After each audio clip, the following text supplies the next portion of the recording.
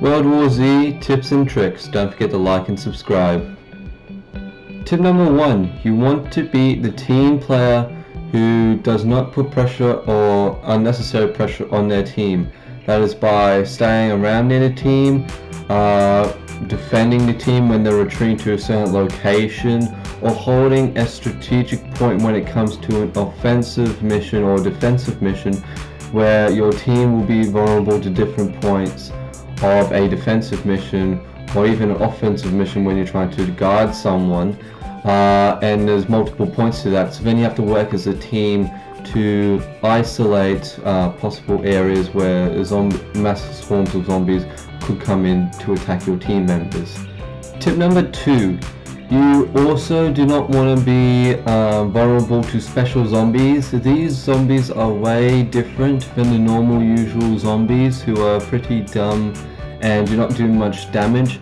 There's a range of special zombies. There's the bull, the bomber, the spitter, the screamer, the stalker, the hazmat, and all of these special zombies have a special thing they do. There's also the spitter, if I haven't mentioned that before.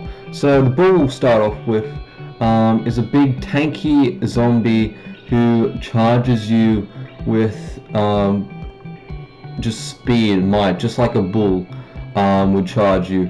And when he gets a hold of you, he'll pick you up and proceed to smash you to the ground. Now, you can't do anything about that unless you have a special ability what makes you get back up after a special zombie pins you. As you see here, that is what a bull would look like. But it's up to your teammates really to help you and kill that special zombie so you can get back into the fight. So that links with team player. There's a spitter who spits toxic, infectious vomit at you, where you have to disinfect. There's the screamer, what will scream to attract more zombies. There is the bomber, who is a suicide bomber turned into a zombie who runs at you and tries to blow up. You can disable him with a headshot, foot shot, and you can even get special weapons off him after meleeing him, after disarming him. There's also the stalker. He's the person who will make weird noises, like someone's having a weird problem with their throat around a corner, and he will jump on you. There's the hazmat, who when you shoot will release toxic gas. There's nothing you can really do to that, just shoot them when they're far away from you. And that is a quick rundown of all the zombies, of special zombies. Tip number 3, use of equipment or defensive utilities. Defensive utilities is what you have to you. As you see, I placed claymores earlier on in the video. There's stationary machine guns, voltage kits, auto turrets, barbed wire, and those will help you in defense. As you see, I am using the stationary machine gun to see where the most zombies are. As you see, I'm shooting that, and I'm equally shooting it so then no bullets are repetitively hitting a body. So that will also help with being wise about, because stuff like stationary machine guns, voltage kits, and barbed wire you can't refill or fix. So you have to be cautious of where you put these two. So you have to have a little bit of map awareness there. So as you see, stationary machine gun, this had a whole range to that main fence as where all the zombies were mainly coming from. You can also semi-automatic these, just to make sure you're not, when you're sniping them from far away, when they spawn up from the top, as you would see for example, but you're being effective of that loot. There are perks that you can increase this loot, or ammunition on stationary machine guns, but if you're just running it normal, I would be careful with how you spend it.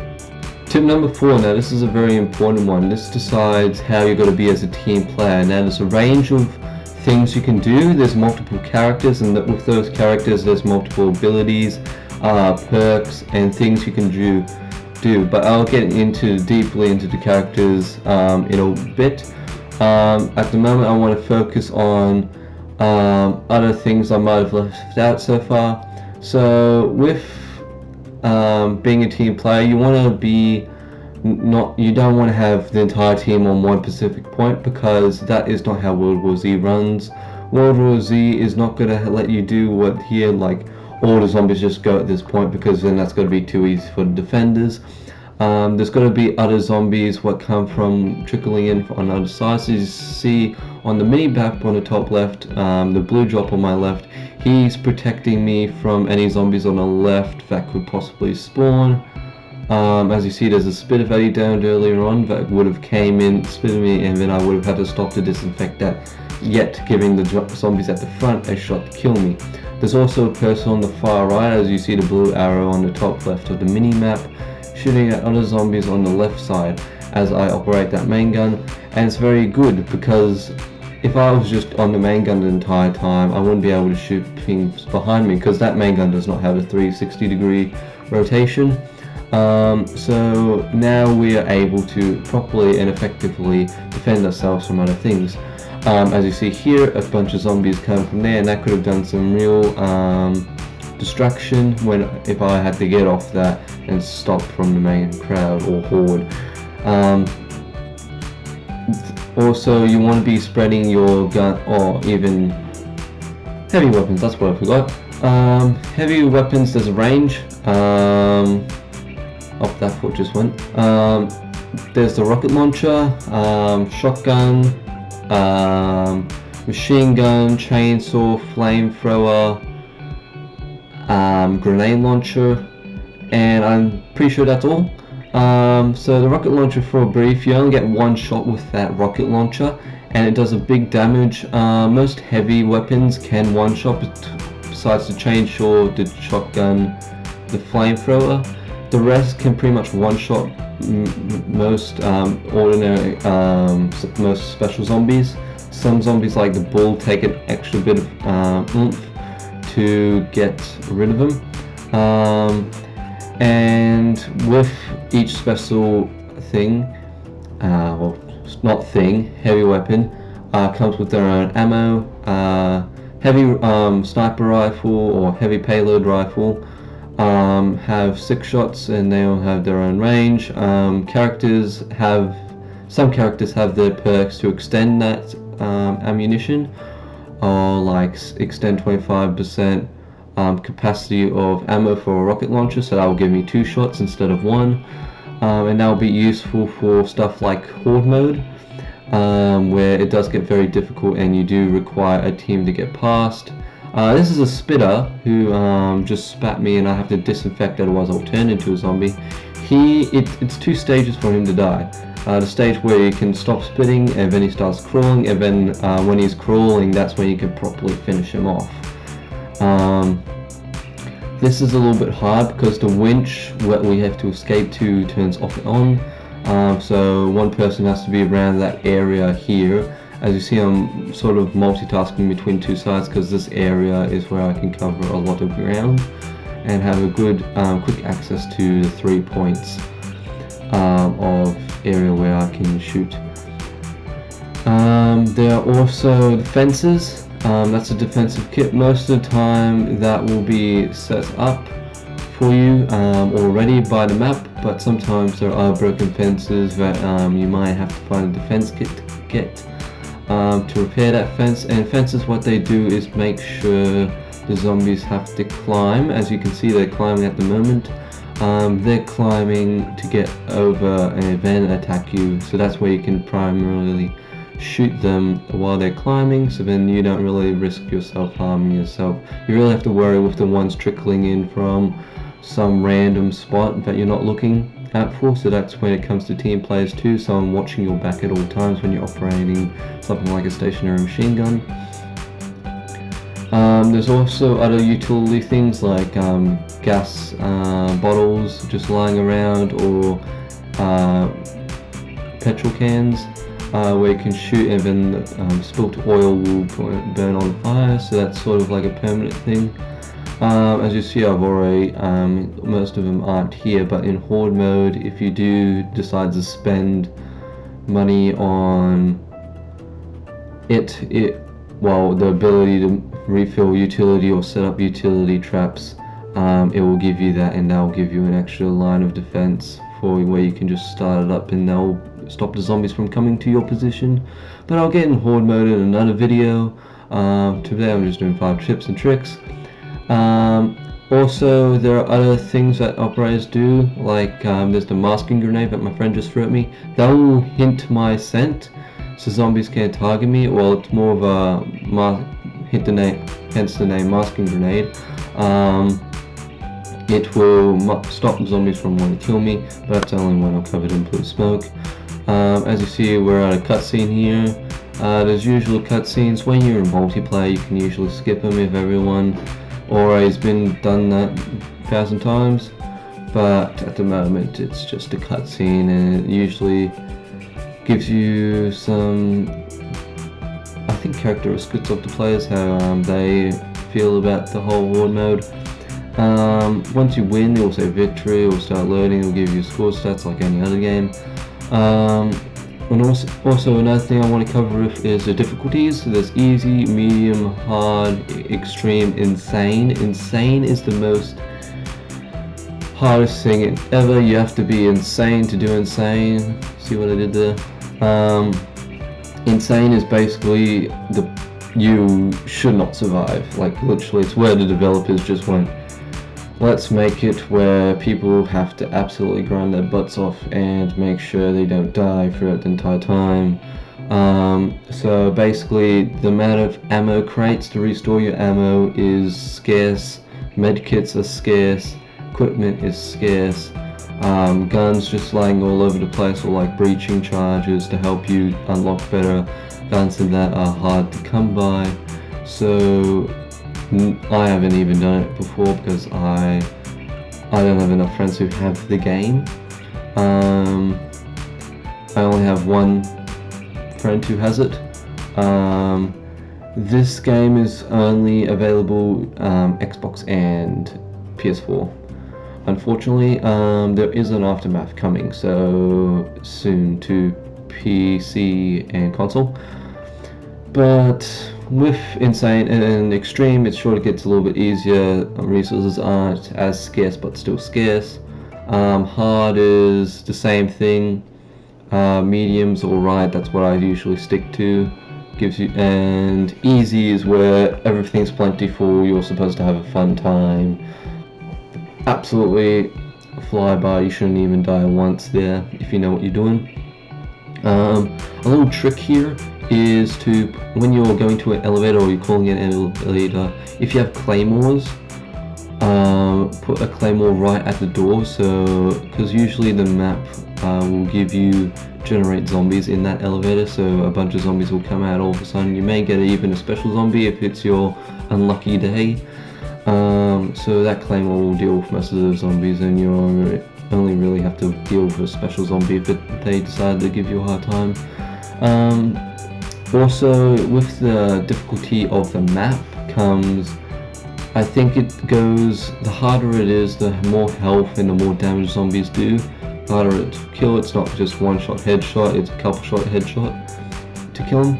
Along with friendly fire, so that's when you accidentally shoot your player. That will do a bunch of damage to your player, so it's really for experienced people who know and aren't trigger happy. And each hard mode has their own amount of credits or currency that they'll reward you with every time you complete a mission. Easy, I believe, is 250, medium is 300, I think it goes hard to 450 or 350, then extreme and insane is between 500 to 700 maybe. I haven't personally done it. Horde mode, the reward for completing all 50 waves without dying is like 7,000, 9,000. But it is very hard to play by yourself because there's only normal and hard. So it's hard to play with yourself. It's even hard to play with duos. The most me and my friend had was wave 18, and I was struggling myself. And that's basically it for that. But this is where I'll show you where team players, as you see, it's only me and one other guy, but when you're playing public servers, they do fill up mid-game. It is a little bit annoying for the people joining mid-game, sorry for my stuttering. but they slowly get used to it. There's public, private, and that is basically it. Public is where you go into a quick match. You can start off straight away and then people join mid-game, or you can wait for some people so then you're not carrying the AIs. Or private, where you just play with yourself or play with a group of friends, and just play privately without any other random person stealing your guns or doing random stupid things. The thing with private though, if you're just going to play by yourself, the AIs are very dumb. They will try and heal you with 100 zombies on you. They're not as smart as your friends may be, just standing on top of high ground, getting rid of those zombies first, then coming to revive you. So the decision making is very bad. So I prefer, if you have friends to play with, play private, but if you're by yourself or in a duo, to play public, and just choose the difficulty you would prefer to play at.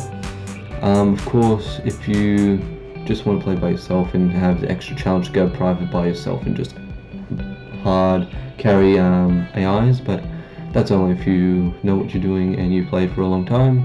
I haven't done that yet really. I've taken a break from doing that, as they do some very questionable things. Here are what a good defense line should look like. There are zombies that come from behind of me, I know that, but I'm more worried at what's in front of me, because that's where I'm at. I've set up a bunch of claymores all over the things. As you see, all the blue lines and blue dots, those are all claymores, so no matter where zombies are going to trickle into, they're always going to run into something. There's 3 tiers of weapons. Tier 1 weapons, what aren't as good. When it comes to killing zombies, it takes a couple of shots to kill them. Tier 2, where it's alright, and then Tier 3, where it's OP for the zombies, and that's really what you would want to see when you're doing those hard, extreme, and insane modes. There's the auto turret there. About auto turrets, they will run out of ammo, so you might want to put them behind you where they'll be shooting a little bit less zombies, not in front where everyone's going to be focusing. So if you get an auto turret, just put it behind you where you'll be majorly. If you know where you're going to be most of the time, just put an auto turret behind you, and that auto turret won't be running out of ammo as much. You can refill auto turrets, but after a couple of refills, I don't know the specific number, they will explode after they've capped their amount of times they can be refilled. But that is all for tip 4. That was really just a run through of more of the details of the game. And yeah, tip number 5. And this is character selection and character abilities. This is basically the rundown of all the characters. There's Gunslinger, there's Hellraiser, Medic, Fixer, Slasher, Exterminator, and then Drone Master. Gunslinger is basically a default that you'll start off with and start leveling up. So when you go into the game, you might want to change that, as Gunslinger is basically the fire round person. He has frag grenades. There is an infinity ammo glitch, or well, not glitch, but way. So then he won't need to go to ammo crates, and that will be useful for extreme and insane when it comes to infinity ammo. But I'll show you how to set that up later on in another video. There is also the Hellraiser, so he's more for claymores, C4. He's more blowing things up. He's a very demolition derby kind of a person. There's Medic. The Medic is for healing the team, even masking effects to stop people from getting attacked by zombies when it comes to healing people. The Fixer, now the Fixer has the ability to start off with a breaching charge, so that will help opening crates to get extra defenses. Sorry, brain fart. There's also crates where you can put those crates down, well, little backpacks, and that will give the team explosive ammo when they utilize it, so that will help with zombies. The Slasher, now he is more of a up close and personal metal damage type of character. He has access to a chainsaw, he can start off with one, and that will be good for crowd control. He is useful crowd control, where that will be useful for heaps of zombies overwhelmed, so then he will just bring out his chainsaw and slash them up into little tiny pieces. There's the Exterminator, what I personally play as because I personally enjoy him. The reason I enjoy him is he has the difference between Molotovs or Claymores. With his Claymores though, apart from any other normal ordinary Claymores, once they explode they burn like a Molotov, so it's basically a Molotov with an exploding effect proximity on top of a Molotov, I'm gonna say. So I do that ability, along with he also has the ability to get up from special zombies when it comes to pinning him, so that's good if you accidentally run into a stalker. I also have the ability to start off with a shotgun or rocket launcher, so that's also useful. I start off with a tier 2 AK assault rifle, so that's also good. And at the moment I've prestiged them many times, so that is very good, so eventually I'll be up to the point where I can redo Horde Mode and hopefully win. And then there's Drone Master, where he has drone, and I haven't really gone into Drone Master that much, but he launches a drone and that protects him from any, it's sort of like an auto turret on propellers, and that will protect him, and depending on what perks you have attached to that drone, it will kamikaze into a horde, blow them up, so it's sort of like a rocket launcher effect if you have that ability onto the Drone Master, or they stun it, or you have a gun, so it's another like set of guns that you use. Thank you guys for watching the video. I hope you enjoyed the video. Don't forget to like and subscribe and click the notification bell so you know when I post next. If you enjoyed my videos and you want to know when I'm coming out next, or if you want to know why I haven't posted lately via difficulties, power outages or something, and you want to stay up to date with my Twitch and YouTube account, links are in my YouTube, Twitch, and join my Discord, so then you'll be able to know when I'm streaming on Twitch. Usually when I'm not posting at all on YouTube, I'm streaming on Twitch, or if I'm not streaming on Twitch, I'm making a YouTube video. Anyway, have a good one. See you then.